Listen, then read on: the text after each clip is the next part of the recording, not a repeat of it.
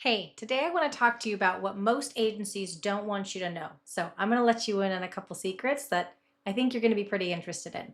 Most agencies don't want you to know this. Your growth problem is not an execution problem. In fact, execution today is more easy than it ever was before because of AI. So what you want to be thinking about are what are the things that create a moat in my business that AI can't take care of, and how can somebody help me with that? Think about that while we dig in together. Your growth problem is not an execution problem because it's a decision problem. What I mean by that, you don't lack tactics, you don't lack tools, and you don't even lack data. But what you do lack is you lack someone who actually owns the growth decisions that lie between the CEO and the C suite. What do I mean by that? We all know that it isn't easy to get marketing and sales and product and customer experience to be speaking together, right? They're not all on the same page. And frankly, the CEO usually has a vision that not everybody else is up to speed on yet. And it's usually the tool from the marketing team to be selling the vision and the future and what that looks like. But meanwhile, your sales team is over here trying to just sell to their quota so that they hit their deals and they hit the numbers that they need to. So when you think about just those things, it's immediately easy to see how some guardrails are actually put in place in your business so that people are operating off of different visibility and frankly are motivated to do things differently. That's why what you're looking for is someone who actually owns the growth decisions, someone whose job it is to bring all those pieces together. And before you say, well, isn't that the job of the CEO? No, the job of the CEO is to run the company, make investors happy, and continue to help the company to focus on the future. That's what you need. You need someone to focus on, figure out what to stop, and figure out where the next dollar needs to go. That's what growth actually exists to do. So we're going to dig into this today. And we're going to make sure that you have all the tools that you need to really make sure that your business is growing at the capacity that it needs to. So here's what I want to talk about first. This is the lie that agencies sell. Here's the lie. If we just execute more ads, more content, more campaigns, growth will follow. So you hire the agencies, you buy the deliverables, you stack the tools, and you start running the tests. And what do you get? I've had a lot of these conversations. CEOs end up unhappy, CMOs end up unhappy, and so does sales as well because you get a lot of activity, you get reports and dashboards, but you're not actually seeing growth. And frankly, you probably don't even know what the agency is doing. So you end up cutting the spend, and then all of a sudden you have a problem later on because you didn't see how that was going to hurt your pipeline in the future. And it's all because no one can clearly answer, why are we doing this channel instead of that one? What should the offer be now? What should we stop doing and where should we move budget to this week?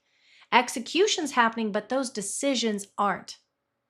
And before you say that's the job of the CMO, well, if the CMO is being able to be pulled into that agency, maybe that's possible.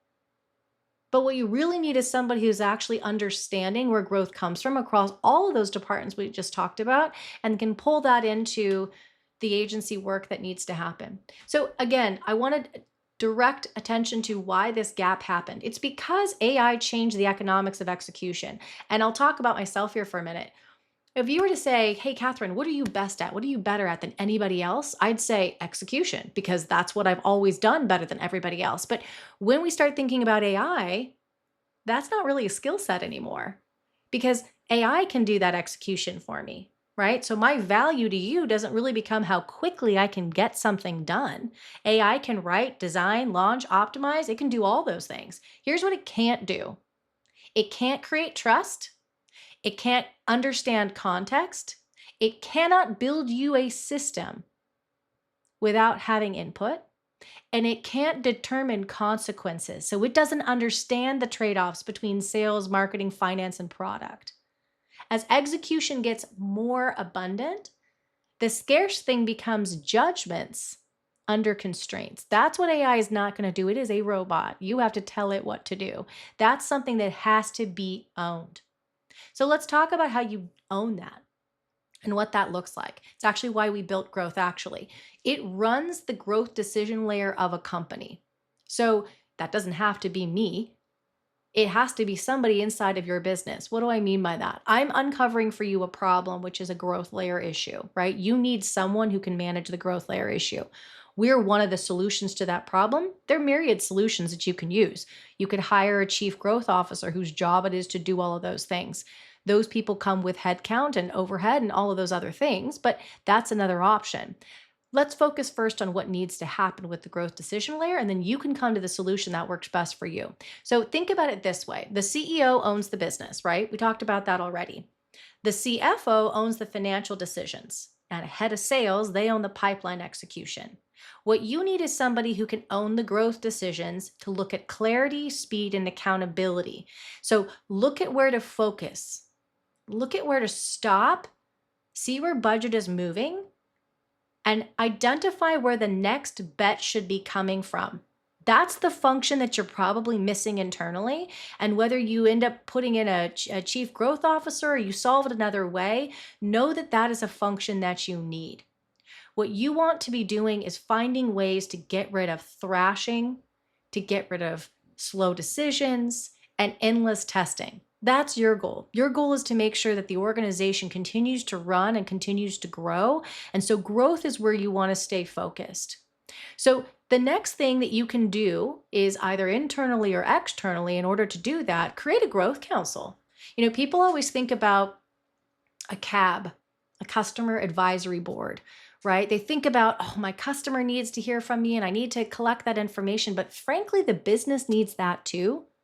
You need to have a growth council of people that are setting weekly, monthly, yearly, quarterly growth priorities. They're looking at where you should take budget, where you should kill channels that are no longer working, and where the next bets are coming from. And again, that is a cross-function design. That's why it's so important. It has to be aligned with what sales and marketing are doing, but it's also got to be aligned with what product is building and what customer experience is hearing and seeing from your customers. So think about having a customer advisory board internally for your own company, because when you look at sales, marketing, customer experience, and product as customers, your lens changes and you start to see that that's the reason why having a growth function is so necessary, because those things are not naturally going to pull together. You have to do that work in order to make that happen. So your effort here is to run bets, right? Identify where that growth is opportunistically living, who is involved in that conversation.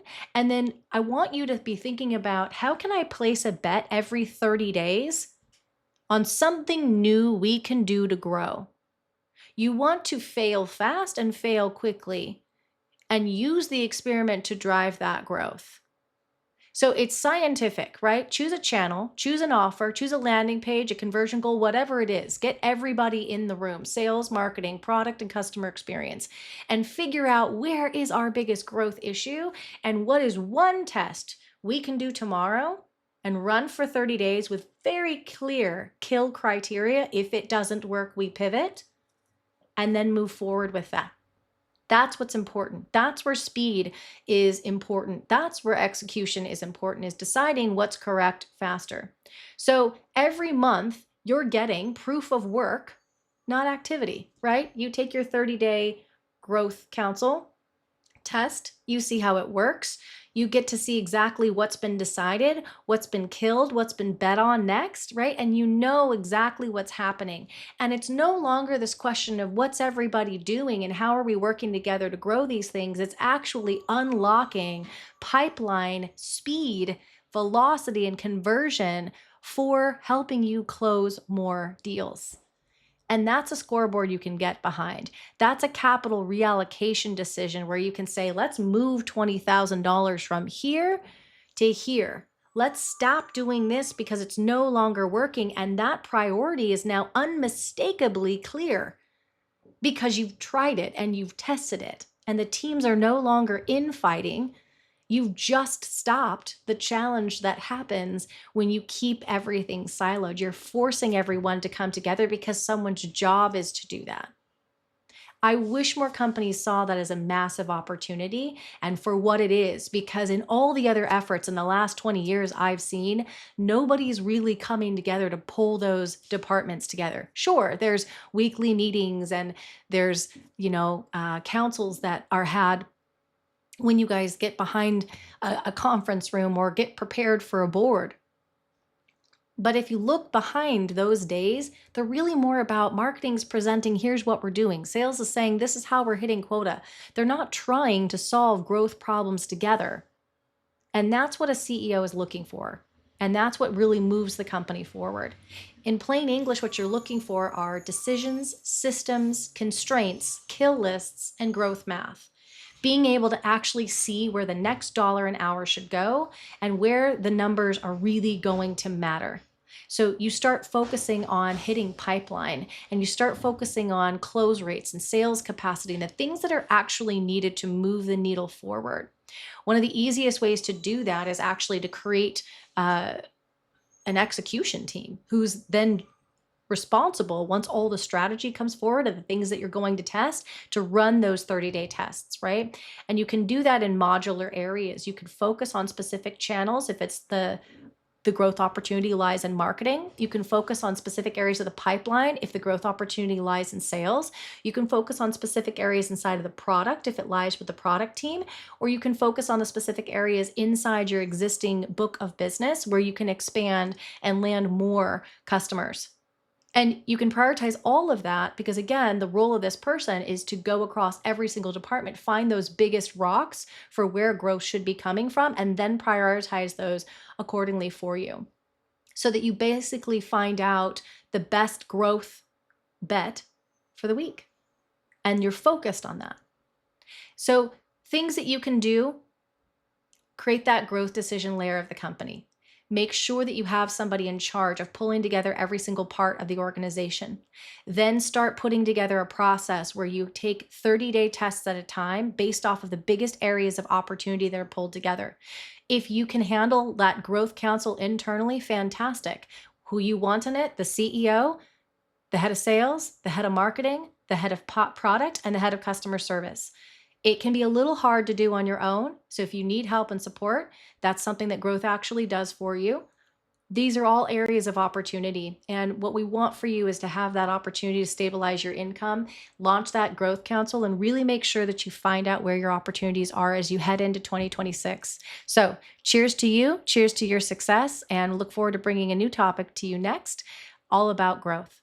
I'm Catherine Gutierrez, and hope you have a wonderful day.